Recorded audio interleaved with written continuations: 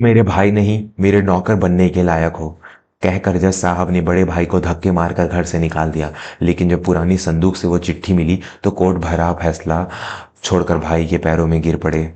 दोस्तों, आज की कहानी उस अहंकार की है जो इंसान को अंधा कर देता है, और उस त्याग की है जो खामोशी से अपना सब कुछ लुटा देता है। सुंदरपुर गांव की वो पुरानी हवेली आज एक अजीब से सन्नाटे में डूबी हुई थी।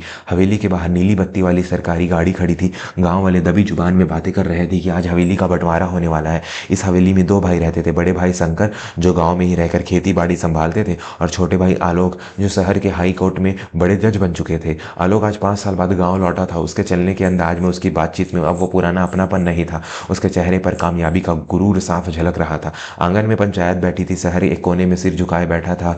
शंकर एक कोने में सिर झुकाए बैठा था। उसके कपड़े मैले थे, हाथों में मिट्टी लगी थी जैसे अभी अभी खेत से आया हो। वहीं दूसरी ओर आलोक सूट बूट में कुर्सी पर पैर चढ़ाकर बैठा था।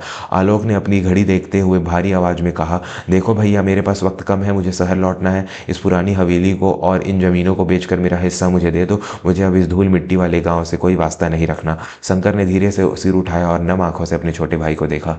आलोक, यह हवेली नहीं, हमारे बाबूजी की निशानी है। इसे बेच देंगे तो उनकी आत्मा को क्या जवाब देंगे, और फिर मैं कहाँ जाऊंगा? मेरा तो सब कुछ यही मिट्टी है। आलोक ने हिकारत भरी नजरों से शंकर को देखा और कड़वे शब्द बोले, तो तुम क्या चाहते हो? मैं तुम्हारी खातिर अपना करोड़ों का हिस्सा छोड़ दूं? और रही बात तुम्हारी, तो तुमने जीवन में किया ही क्या है? बस खेत जोते हैं और गोबर उठाया है। अगर थोड़ा पढ़ लिख लेते तो आज मेरी बराबरी में बैठते। एक अनपढ़ गंवार की वजह से मैं अपना नुकसान नहीं कर सकता। शंकर का दिल छलनी हो गया। जिस भाई को उसने गोद में खिलाया, जिसे अपने हाथों से खाना खिलाया, आज वही भाई उसे गंवार कह रहा था। शंकर ने कुछ नहीं बोला, बस उसकी आंखों में एक आंसू टपक कर जमीन में समा गया। ठीक है आलोक, शंकर ने कांपती आवाज में कहा, अगर तेरी यही मर्जी है तो मैं हवेली छोड़ दूंगा। तू इसे बेच दे, मुझे तेरा हिस्सा नहीं चाहिए, बस तू खुश रह। इतना कहकर शंकर अपनी पुरानी साइकिल उठाने के लिए मुड़ा, लेकिन तभी आलोक का गुस्सा और भड़क गया। उसे लगा कि शंकर उसका अपमान कर रहा है। आलोक ने आग देखा न ताव शंकर के हाथ से मोबाइल छीन कर दूर फेंक दी। यह महान बनने का नाटक बंद करो। मुझे पता है तुम अंदर ही अंदर मुझसे जलते हो। तुम्हारी औकात मेरे घर का नौकर बनने की भी नहीं है, और तुम मुझे त्याग दिखा रहे हो। निकल जाओ यहां से अभी इसी वक्त। पूरा गांव सन्न रह गया। किसी ने सोचा भी नहीं था कि एक जज इतना कठोर हो सकता है। शंकर चुपचाप बिना कुछ बोले सर झुकाकर हवेली के उस बड़े फाटक से बाहर निकल गया जहां उसने अपना पूरा बचपन बिताया था।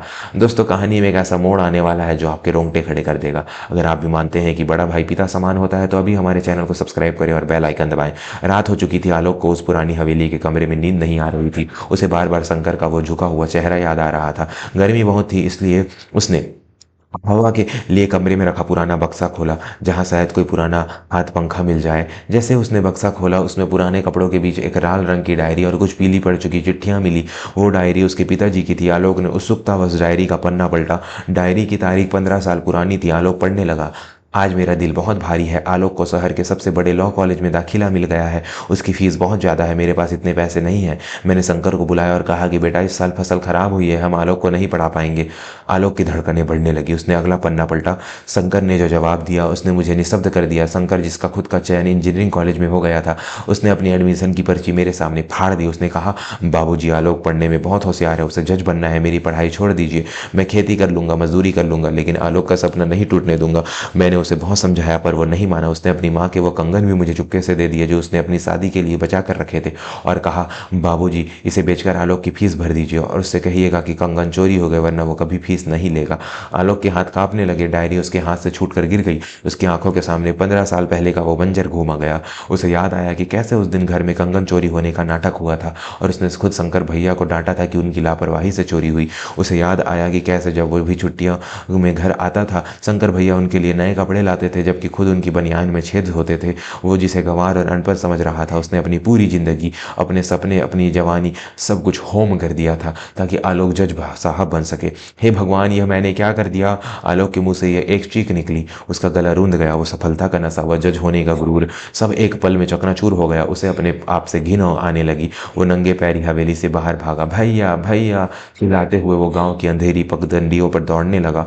गांव के बाहर पीपल के पेड़ के नीचे एक छोटी एक छोटी सी टूटी हुई झोपड़ी थी, जहाँ शंकर अंधेरे में एक दिए की रोशनी में बैठा सूखी रोटी पानी में भिगो कर खा रहा था। उसके पास न बिस्तर था, न ओढ़ने को चादर। आलोक वहां पहुंचा और वो दृश्य देखकर उसकी रूह कांप गई। जिस भाई ने उसे मखमली गद्दों पर सुलाने के लिए अपनी नींदें बेच दी, आज उसी भाई को उसने बेघर कर दिया था। भैया! आलोक की आवाज फटी हुई थी। शंकर ने चौंक कर पीछे देखा। आलोक, तू यहाँ? क्या हुआ छोटे? किसी ने कुछ कहा क्या? इतना सुनना था कि आलोक दौड़ कर गया और शंकर के पैरों में गिर पड़ा। वो फूट फूट कर रोने लगा, एक छोटे बच्चे की तरह जो अपनी गलती पर बिलखता है। उठाओ आलोक, यह क्या कर रहे हो? तुम जज हो, लोग देखेंगे तो क्या कहेंगे? शंकर ने घबराकर उसे उठाने की कोशिश की, लेकिन आलोक ने उसके पैर नहीं छोड़े। उसने अपने आंसुओं से शंकर के धूल भरे पैरों को धो दिया। नहीं भैया, मैं जज नहीं हूं, मैं दुनिया का सबसे घटिया इंसान हूं। आपने मेरे लिए अपनी इंजीनियरिंग छोड़ दी, माँ के कंगन बेच दिया, अपना भविष्य जला दिया ताकि मैं रोशन हो सकूं, और मैंने आपको ही घर से निकाल दिया। मुझे माफ़ कर दो भैया, मुझे जूते मारो, मुझे सजा दो, लेकिन मुझे अपनी नज़रों से दूर मत करो। शंकर की आंखों में भी आंसू आ गए। उसने ज़बरदस्ती आलोक को खींच कर खड़ा किया और अपने सीने से लगा लिया। वही पुराना मजबूत आलिंगन जिसने दुनिया भर का सुकून था। पगले, वो त्याग नहीं था, वो तो मेरा फर्ज था। अगर मेरा छोटा भाई बड़े होकर जज बनकर न्याय कर रहा है तो समझ ले कि मेरी इंजीनियरिंग सफल हो गई। तू बड़ा आदमी बन गया, बस यही मेरी कमाई है। आलोक ने सिसकते हुए कहा, नहीं भैया, बड़ा मैं नहीं। उस कुर्सी ऊंची होने से इंसान बड़ा नहीं होता। तो वो होता है जिसका दिल बड़ा होता है, और इस दुनिया में आपसे बड़ा कोई नहीं है। आज से यह हवेली, यह जमीन, यह दौलत और यह आलोक सब आपका है। अब इसको छोड़कर कहीं नहीं जाऊंगा। अगली सुबह जब गांव वालों ने देखा तो नजारा कुछ और ही था।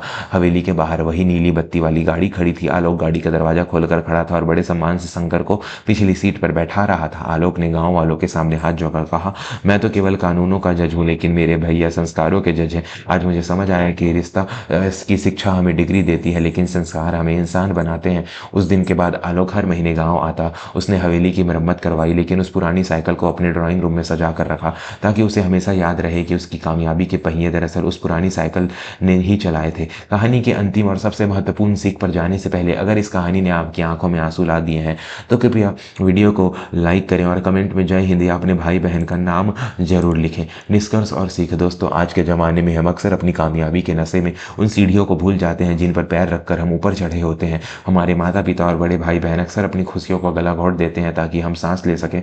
आलोक को अपनी गलती सुधारने का मौका मिल गया, लेकिन कई बार वक्त मौका नहीं देता। इसलिए अपने परिवार का सम्मान कीजिए। याद रखिए, पेड़ कितना भी ऊंचा क्यों ना हो जाए, अगर वो अपनी जड़ों को काट देगा तो उसका सूखना तय है। अगर आपके पास भी ऐसा कोई रिश्ता है जो आपसे रूठा है तो आज ही उसे मना लीजिए, क्योंकि दौलत तो फिर कमाई जा सकती है, लेकिन अपने एक बार खो गए तो वापस नहीं मिलते। अगली कहानी में हम बात करेंगे एक ऐसी माँ की जिसने अपने बेटे को विदेश भेजने के लिए अपना घर गिरवी रख दिया, और बदले में उसे क्या मिला, यह जानने के लिए अभी सब्सक्राइब बटन दबाएं। तब तक के लिए अपना ख्याल रखें और अपनों का भी धन्यवाद।